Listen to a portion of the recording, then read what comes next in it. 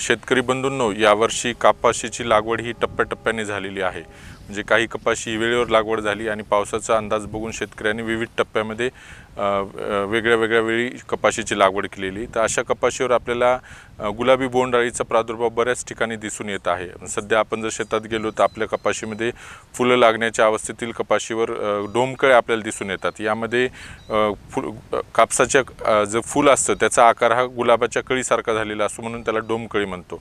तर याच्यामध्ये आपल्याला गुलाबी बोंडअळीची अळी निश्चित आपल्याला दिसून येते, त्यामुळे त्याचं व्यवस्थापन करणं अत्यंत गरजेचं आहे।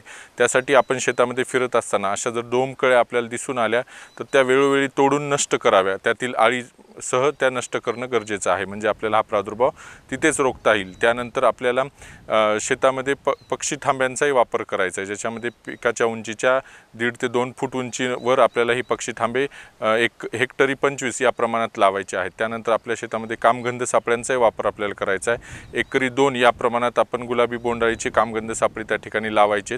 त्याच्याद्वारे आपल्याला पिकामध्ये बोंडअळीचा प्रादुर्भाव झाला का नाही हे सुद्धा लक्षात येतं। आणि जर हेच सापळे आपण 8 ते 10 प्रति एकरी या प्रमाणात जर लावले तर त्याद्वारे आपल्याला मोठ्या प्रमाणात पतंग जमा करून नष्ट सुद्धा करता येतात। जर अशा सापळ्यामध्ये 8 ते 10 पतंग सलग 2 ते 3 दिवस दिसून आले तर आपण त्या ठिकाणी विविध उपाययोजना किंवा विविध रासायनिक अथवा जैविक कीटकनाशकांची फवारणीद्वारे याचं नियंत्रण करू शकतो, ज्यामध्ये 5% निंबोळी अर्काची फवारणी आपण करू शकतो, किंवा बाजारात जे आझाडिरेक्टिन 1500 ppm मिळतं ते जवळपास 25 मिली प्रति 10 लिटर पाण्यात मिसळून आपण त्याची फवारणी करू शकतो।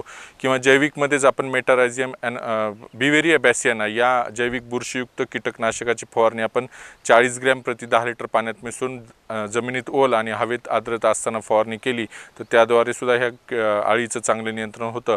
आणि शेवटचा पर्याय म्हणून आपल्याला रासायनिक कीटकनाशकाची फवारणी करायची आहे, ज्याच्यामध्ये प्रोफेनोफॉस 50% जवळपास 20 मिली, प्रोफेनोफॉस अधिक सायपरमेथ्रिन हे सुद्धा 20 मिली, आणि इमामेक्टिन बेंझोएट हे 4.4 ग्रॅम प्रति 10 लिटर पाण्यात मिसळून यापैकी कुठलंही एक कीटकनाशक आलटून पालटून त्या ठिकाणी फवारणी करता वापरायचे, आणि त्याद्वारे आपल्याला ह्या बोंडअळीचं व्यवस्थापन चांगल्या प्रकारे करता येतं। त्याच्यामुळे आपण वेळीच लक्ष देऊन जर निरीक्षण केलं आणि त्याद्वारे उपाययोजना केल्या तर आपल्याला बोंडअळीमुळे होणारं नुकसान त्या ठिकाणी टाळता येतं। धन्यवाद।